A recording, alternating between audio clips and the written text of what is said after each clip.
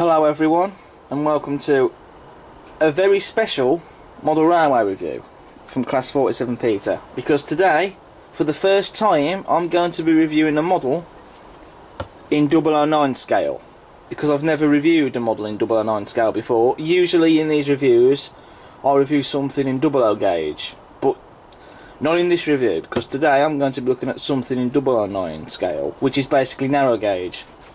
And the model we're looking at today is made by Bachmann as part of their narrow gauge range. And there's no prizes for guessing what this model is. It's the Baldwin Class 10. Now, I purchased this model from the Great Central Model event. This model came from the Kernow Model Centre stand. Now, this particular model I have, which is in the WDLR black livery, which is weathered, I picked this model up from the Kernow Model Centre stand at the event. Now, this wasn't originally this was not the particular livery of the Baldwin Class 10 I was going to get, because my plan was to get Peggy in the ash over crimson livery, which has not been released yet. At least at the time of filming this video it hasn't. By the time this video is uploaded it might have already been released. But on one of the layouts at the GCR model event, they had one of these on the layout. Now, I had already seen pictures of these models and videos of this particular one, but then I saw this model in person and I thought, wow, I've just got to have this one. Now, normally I don't go for weathered models. I'm normally one for going for pristine models, especially because I don't have any weathered locomotives in my collection.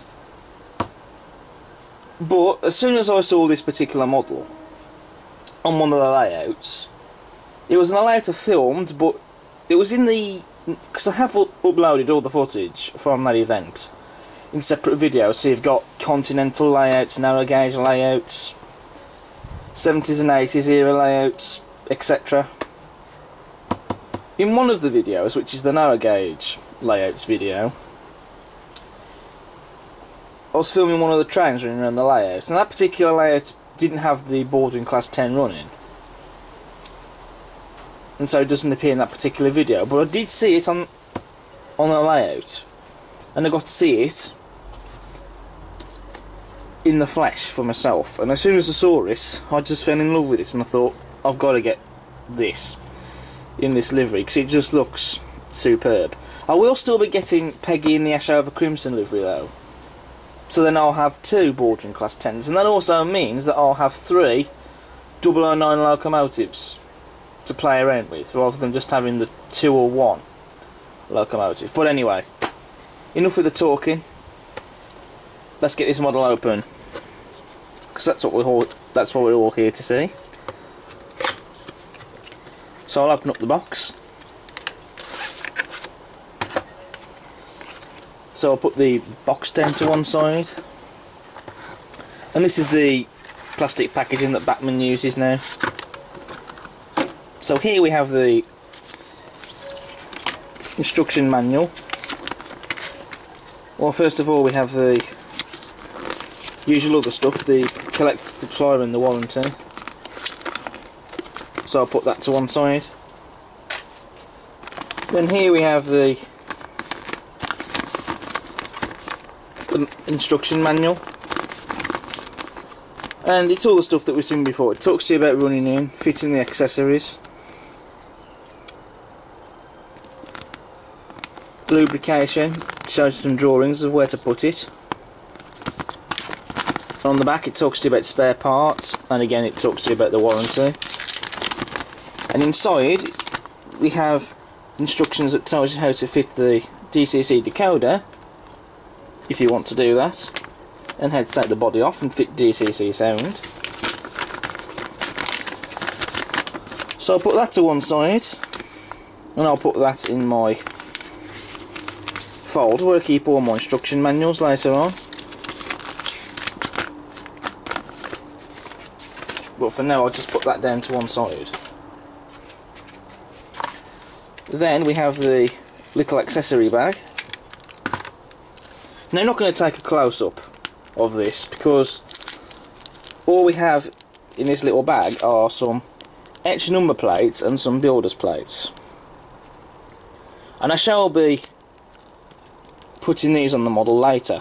I'll be using double-sided tape for that. And they do look really nice. They have got some nice detail on them.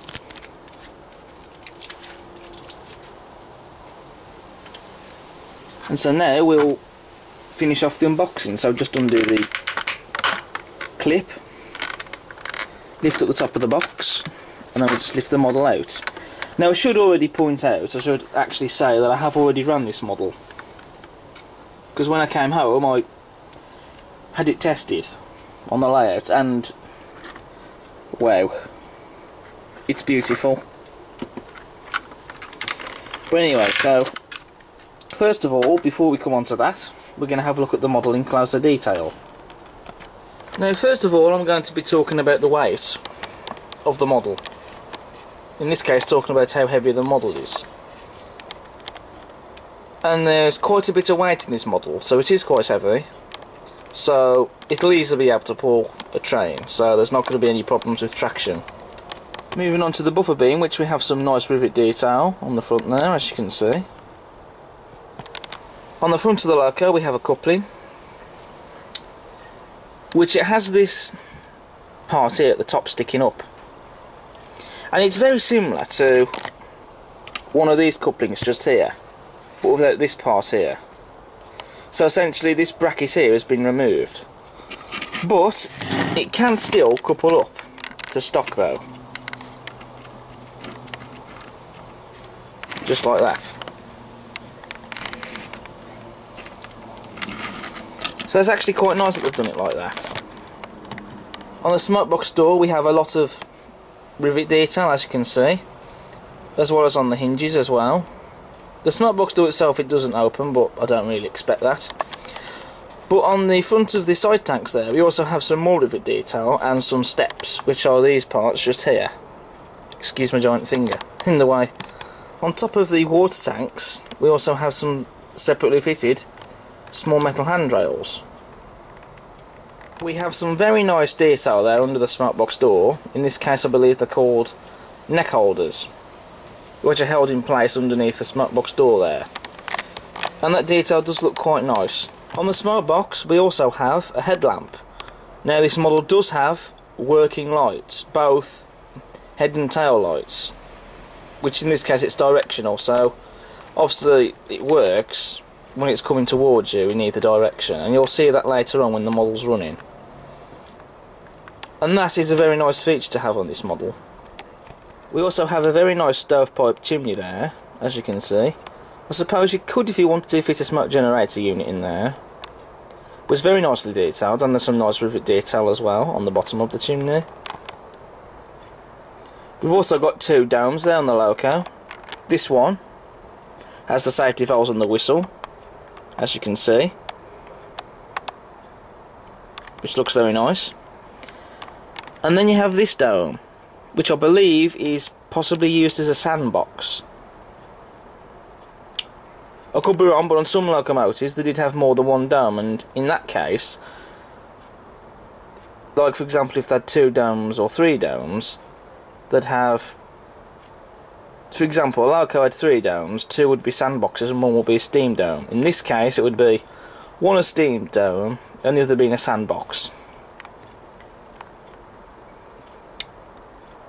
Which basically that's to keep the sand dry, which is what's on top of the boiler. I think that that's the one dome is a sandbox. Could be wrong, but I'm sure it is. And we also have some separately fitted pipework as well, which looks very nice. On top of the water tanks we also have the water filler caps. They don't open, but I don't really expect them to, and it would make the model more expensive otherwise, but they're there anyway and they look nice and they have some nice detail on them. We also have quite a lot of rivet detail on the side tanks there. On the front of the cab we have some more rivet detail, and there's also glazing in the cab windows. We then move on to the cab roof, which is not particularly interesting to look at, but we do have a lot of rivet detail on there. On the cab sides we have some separately fitted metal handrails, more rivet detail, and we also have a footstep there, as you can see, and a very nice crisply printed builder's plate on the bunker just there, which tells you where and when this locomotive was built. Now the cab interior detail on this model is very impressive. You've got the regulator, the gauges, the dials, it's all painted and it just looks absolutely fantastic, and it really does bring the model to life and add to the detail. We also have a coal load in the bunker there. I can't say it's removable because it doesn't look like it is, but it doesn't matter because you could always scatter some very finely crushed bits of real coal in there if you wanted, but I'm not going to bother doing it on this model, but you can do it if you want. And on the bunker we also have a tail lamp, which, like the headlamp, it does indeed work, which again you'll see later. On the bunker we also have a lot more rivet detail, and on the back of the bunker we have the water tank filling hose, which is this detail just here. And the detail on this is just absolutely phenomenal. I mean, just look at it. It really is stunning. Moving on to the cylinders, which do have some nice rivet detail on them. And of course we have all the outside link motion, which is, as ever, is very impressive. And I can't wait to see all that moving on the model like it does on the real thing. We've even got some daylight on this model as well, just under the water tanks, in between the chassis there, as you can see. Not that that matters too much on the model, whether it has it or not, but it is quite nice there. We now move on to the livery application, which we have a very nice even coat of paint with no errors in the paint, and also the weathered finish on this model is just fantastic. The weathering that the manufacturers do now has improved a lot over the years, and the weathering technique on this is just spot on. It really does look fantastic. And on the water tanks we have crisply printed number plates, which I shall be putting the extra ones on later. But the printed ones though are very good, and they look rather nice. Now we come on to the running performance of the Baldwin Class 10. And as you can see, straight out of the box she's a smooth runner. There's no grinding noises, motors burning out or anything of the sort. It runs exactly how it should, straight out of the box.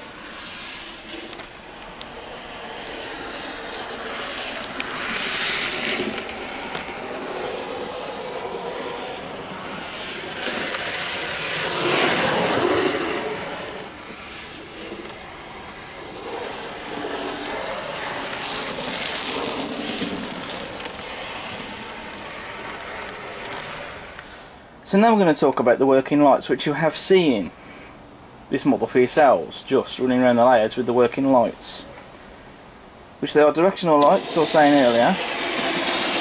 As you can see there, when it's coming towards you, the headlight lights up, and then when in reverse, the tail light lights up. And that's just a brilliant feature to have on the model, that. Now we come on to the loaded test run, which we have the board in, pulling the two bogie open wagons plus the brake coach at the back.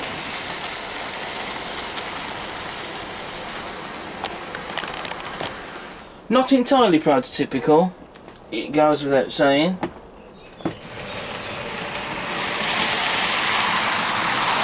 But it's still quite nice, that train, and again it still shows why the weight of these models is important.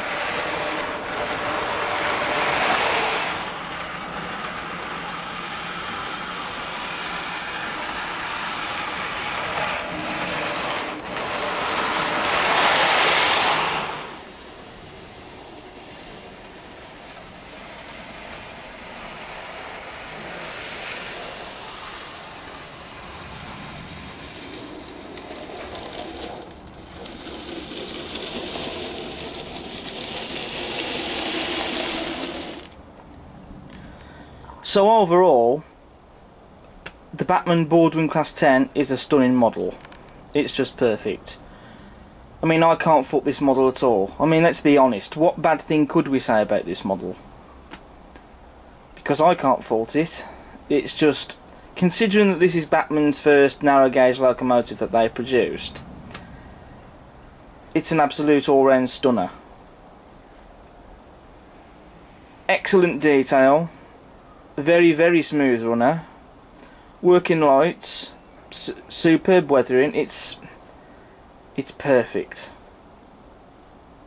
And this model is going to be, considering it's the only weathered locomotive I've got, it's certainly going to take pride of place for that matter. So that now brings me on to the score. So overall then, I'm going to give the Bachmann Baldwin Class 10, it's going to be a 10 out of 10. This has been Class 47 Peter reviewing the absolutely amazing Baldwin Class 10 from Bachmann. I'll see you again soon for the next review, but until then, subscribe to the channel, check out my other content, and I'll see you again soon. Bye for now.